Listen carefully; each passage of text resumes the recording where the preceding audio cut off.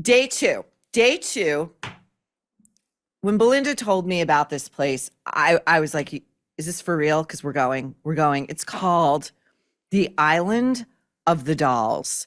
And it is so sought after by, if it's like one of those, if you know places to go.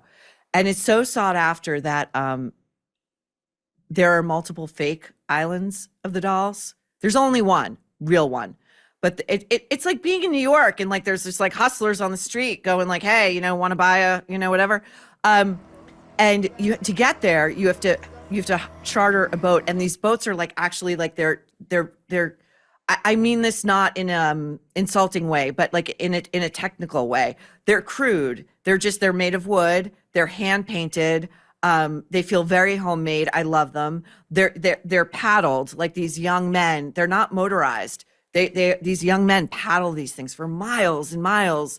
And on each boat is like a long table. It's like a picnic table with like multicolored chairs.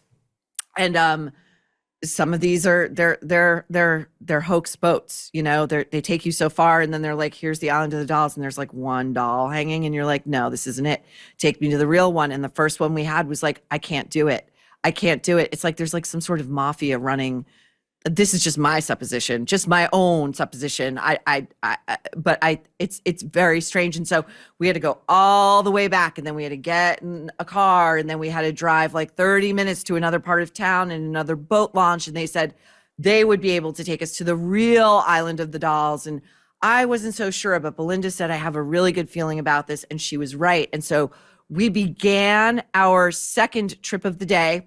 We knew we were going to get back and it was going to be dark on our boat ride back, which was also kind of really amazing. And so we start out, and before we know it, we're just paddling along. This other boat starts paddling alongside of us. It catches up to us, and then it ties itself to our boat. And there's an older couple. This boat, they're cooking. They're making authentic Mexican food and Mexican beer, which our amazing videographer, Arturo, downed in like one go, like a man's man. Okay, this guy was incredible. Por favor, sí. ¿Algo más que se les ofrezca? Oh, that's really good. Sería todo. Usted le debo. Very the sweet. Oh, so good. He knew everybody to talk to. Anyway, so they like feed you, they give you all this stuff, and then like you pay them, and then they untie themselves and off they go. Before you know it, they're gone. They're so good at what they do. And anyway, so we finally alight on the Island of the Dolls, and Belinda is going to explain the mythology surrounding this incredible place. We are in the canals. Just a little bit outside the city, pre-Aztec canals. Pre-Aztec canals. Belinda and her husband Morgan have been living here for 4.5 years. They just got their permanent residency a few days ago. And we're here to show one Tracee Ellis Ross how it's done. Really done. How it's really done, yes. Belinda, do you want to tell the troublemakers where we are heading right now? We're headed to the Island of the Dolls via the Xochimilco Museum, I believe. Island of the Dolls is, a lot of people don't know about it, actually, right? I didn't know about it till you told me. Yeah, I've been there a few times.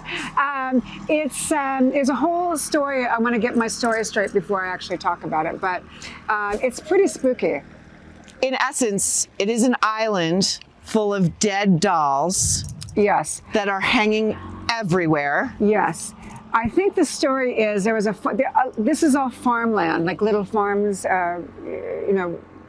growing fruits and vegetables, whatever. And there was a farmer, and he saw the body of a young girl washed up on the shore of this Island of the Dolls.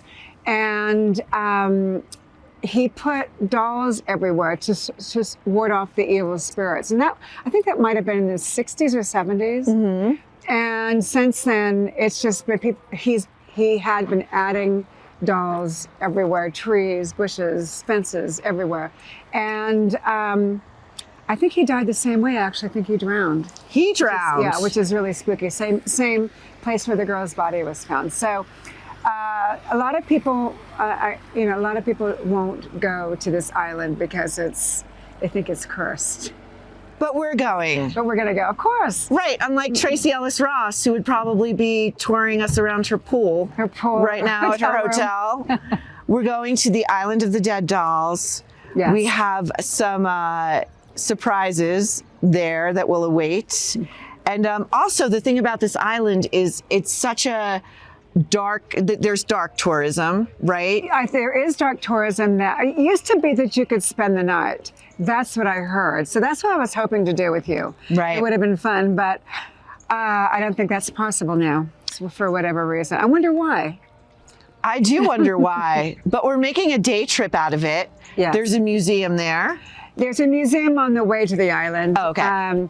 There's this creature that's indigenous. It's endemic to just this region. What is it called? I forgot what it's called. But It's the fish you showed me. It's has a fish pink with fish. legs. We'll put in a photo for the troublemakers to see. Yeah. It only exists here. Ajolote. Acolote? Ajolote. Ajolote? That's our Ajolote. cameraman Arturo, who's about to ditch himself into the canal for getting this shot. He's a professional. But it's indigenous only here, you were saying. Yeah, only here. And I can't decide whether it's cute or not. I think it's ugly cute. Yeah, it is. The It's kind of French ugly. would call it what? Jolie led? Yeah, I think that's a good description, actually. Yeah. Yeah. So we're in this little museum, they have the creature, actually. So we'll be able to see that. We're gonna And some show other it to you. Other weird things, really weird things that they have there. Belinda's amazing because she's into as much weird, crazy, dark, interesting stuff as all of us. And this is going to be an incredible trip around a kind of Mexico City you have never seen. We can promise you that. Exactly. Exactly.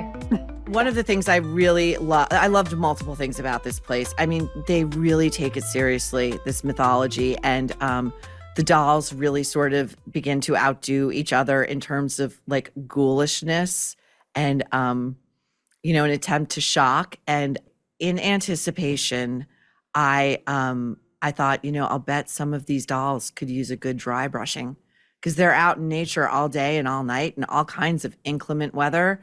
It can't be easy for a doll out there. And, but I thought, I can't bring a human size dry brush because that would just be way too aggressive and it won't get the job done.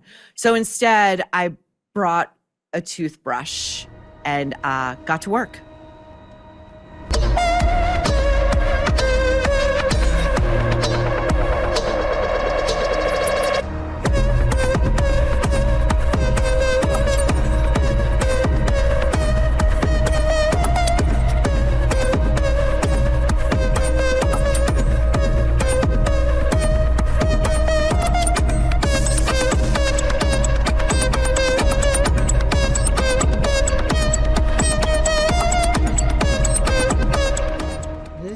Creepy little, it's a dollhouse to be sure. They're hanging from the rafters. Look at these guys. I almost find this, it's a little much. For me, it's a little much. It's great. It does feel a little much. It does feel a little overkill. And there is a commonality at work here besides them all being dolls. Is that they're all kind of filthy. I think they are in need of a good exfoliation, and I'm going to channel, forgive me, my inner Tracee Ellis Ross. I came prepared.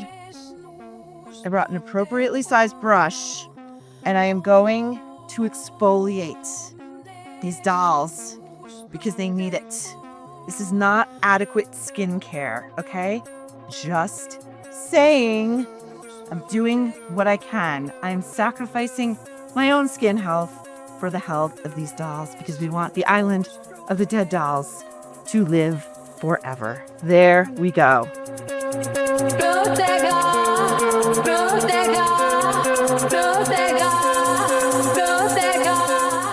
Wow. That was something. What did you think? I had a little bit of a different reaction than you. So, okay, how was it for you? What was your experience? It's the second time. It's always better the first time. True. So, but I still think it's weird. And I think that there's something heavy about it.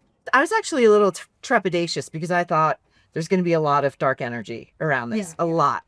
And then we got in and I saw the guy in his Megadeth shirt selling Labubu knockoffs for like $50 and like refrigerator magnets and I don't know, keychains. It kind of lightens it up a bit. Kind of like I was looking for a sticker for my stowaway luggage so I could more easily identify it when I'm back at JFK.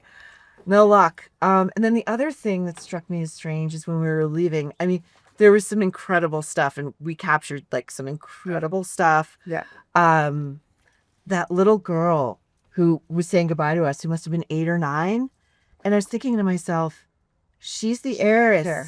She's the heiress to the Island of the Dead Dolls, right? She's gonna go if she goes out into the world. She's gonna have a legacy like nobody else she meets. Yeah, it's true, and that's it's a big business.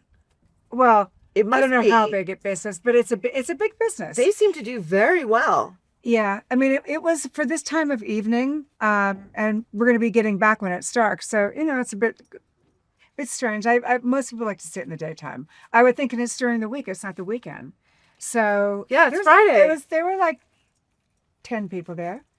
Yeah, no, towards the end of the day for sure. Yeah. I would love to know more about the deaths of the little girl, how she washed up, the man who found her, how he wound up dying in the same exact spot. Yeah. And who's also contributing the dolls. Like okay, so this was the other thing for me.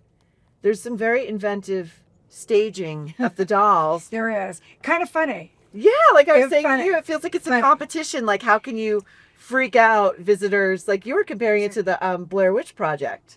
I wanted to get a Blair Witch Project shot in like one of the dark rooms, but it wasn't dark enough. Yeah. But which is like one of my favorite horror films. So yeah, I mean it's definitely it's creepy. But it's kind of funny too. It's creepy, but it's kind of funny too. And I almost missed there was a wrapped in tarp and what kind of tape would you call it? Like masking tape. Masking tape. Masking tape. Like a full size cadaver upside down. So but there's a little dog family living there. That hadn't been washed in like 10 years. I should have brought the dry brush for the dogs. Yeah, for the that's last, true. That's true. Yeah. No, they were sweet. And it's just so odd to me that family lives there on the. I mean, they live. Oh, they're down there? They live there on the island. Yeah, that little girl lives there. that we She saw going. lives there. Yeah. She's gonna have some story. Oh, totally. I would buy that. Now, would you for- spend the night there if we had the chance? It would depend on the food and the train situation. That's just me. Yeah. I think you could tough it more so. I mean, I've done pop tents, so I could probably do it. But You've done the gates of hell. I've done the gates of heaven. You could do it. Sure. You could do it. Yeah. But I think so. all in all, like incredibly worth it. This was one of the spots that I was most excited to see. And Belinda had told me about. I'd never heard of it before. A lot of people don't know about it, which is weird. I think Mexicans know about it, but yeah, I mean anybody outside of Mexico doesn't really know about it. Today's show is sponsored by Cowboy Colostrum. Colostrum is the first milk that calves receive from their mothers after birth. It's often referred to as liquid gold because it is packed with proteins, natural growth factors, and antimicrobials. 3 factors that can enhance your immune response, reduce inflammation, repair and balance gut lining, and reduce bloating. These can even make your skin and hair look amazing. Cowboy Colostrum offers the highest quality cow colostrum in the US. And they don't process or overstrip their colostrum. They leave it whole with full fat and high protein for ultimate nutrient density. It is sourced from 100% grass-fed cows here in the US with all natural ingredients and no artificial flavors. You can add Cowboy Colostrum to your coffee or your smoothie.